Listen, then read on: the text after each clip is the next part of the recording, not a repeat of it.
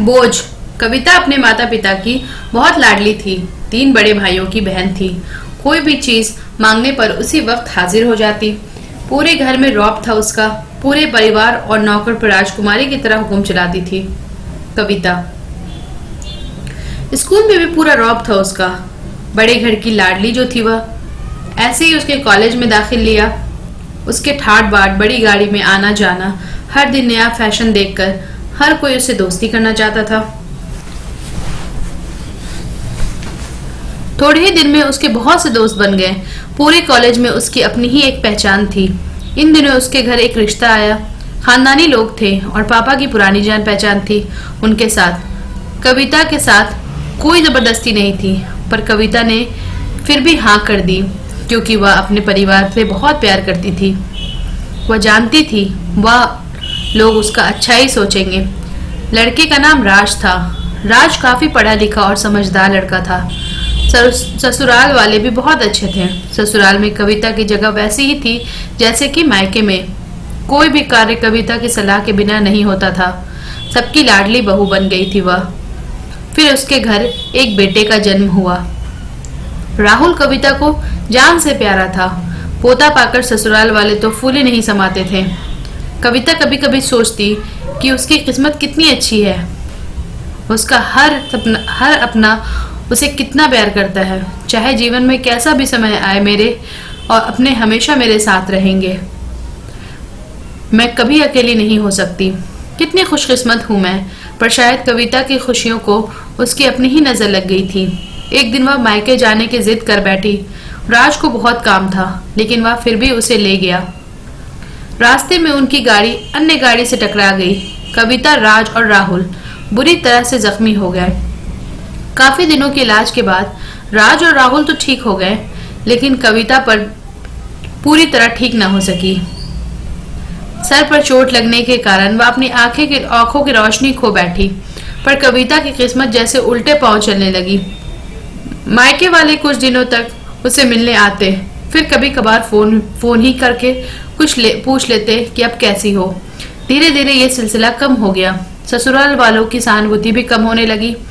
घर में किसी के पास बैठने के लिए कहती तो जवाब मिलता, बहुत काम है, अब तुम भी हाथ नहीं बटा सकती।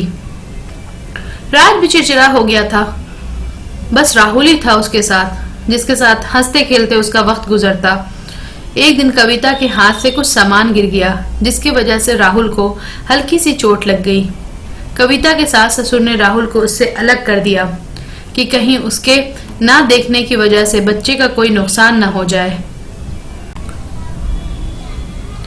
कविता अंदर से टूट चुकी थी।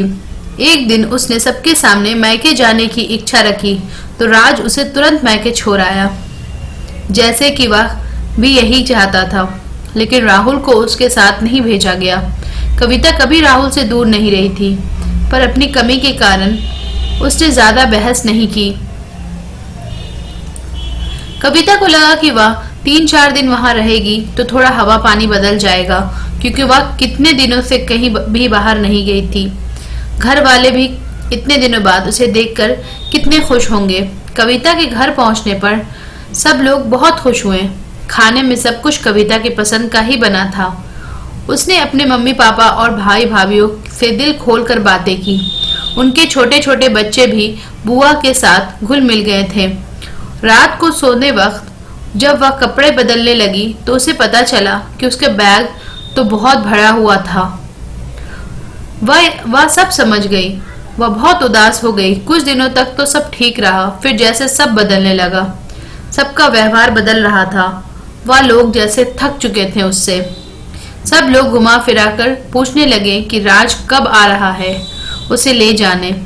वह बहाना बना देती, जबकि वह जानती थी कि उसके घर में अब उसके लिए कोई जगह नहीं।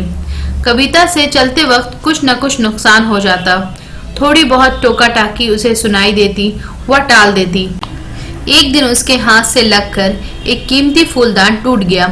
छोटी भाभी ने बहुत हंगामा मचाया। कविता के माता पिता रोज रोज के झमेले से तंग आ गए थे। उन्होंने राज को खुद फोन कर दिया। राज कविता को अपने घर ले गया। कविता को अपने परिवार वालों से ये उम्मीद ना थी, जिस कविता के कहे बिना घर में एक पत्ता नहीं हिलता था, उस घर के लिए अब वह बोझ बन चुकी थी। राज के साथ ससुराल आते वक्त वह बहुत खुश थी, क्योंकि वह अपने घर जा रही थी, अपने जिगर के टुकड़े राहुल के पास। परंतु यह खुशी भी कुछ ही पल की थी। सारा बंदोबस्त पहले ही किया हुआ था। कविता को सीधे ऊपर वाले कमरे में पहुंचा दिया गया। राहुल से दूर रहने की सख्त चेतावनी दी गई। एक काम वाली लता को उसकी जिम्मेदारी सौंप दी गई, जो उसके खाने पहनने जैसी जरूरतों को ध्यान रखती। कविता ज्यादातर चुप ही रहती। कभी कभी काम वाली लता से थोड़ा बतिया लेती। उसके जरिए राहुल का पता चल जाता। सबकी लाडली बेटी और बहू सबके लिए लाडली से बोझ बन चुकी। तो फ्रेंड्स, ये थी हमारी आज की स्पेशल स्टोरी। आई होप आप लोगों को अच्छी लगी हो। If you like this video, please like, share, comment and subscribe, and please don't forget to press the bell icon for new video notification. Thanks for watching. Bye bye.